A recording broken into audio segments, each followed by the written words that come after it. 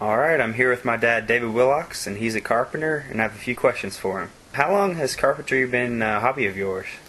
All my life, since I was about 10 years old. I'm 59 now, so 49 years. Wow, that's a long time. What kinds of things have you made? Well, I've made lots of things for around the house.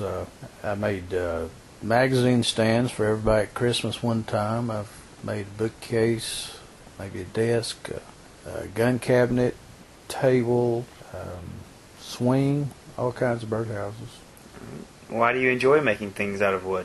I don't know, I just enjoy working with my hands, shaping things into useful items. You get a lot of satisfaction for making something and being proud of it rather than buying it at Walmart.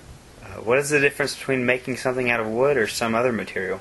I don't know, there's a whole lot of difference. Wood is, in some ways, is easier to work with, say, than metal. Plastics, you usually have to melt plastics and mold it. So most of the things, most of the things I've made, I've cut the trees and had them made into lumber. And I don't know, there's just a lot of satisfaction to just making things out of something that grew in nature, I guess. So I don't know, really.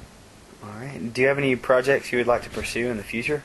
I want to build a dock out there around the pond. I want to build it I've got a rock out there in the middle of the pond. I want to build a walkway out to the rock and maybe sit out there and feed the catfish and sit and whittle or just stare at the fish.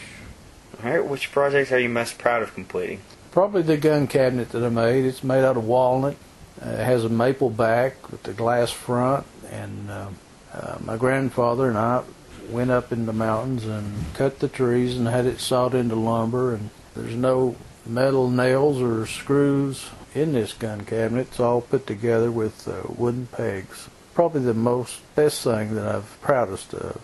Okay, I guess that's all the questions I have for you today.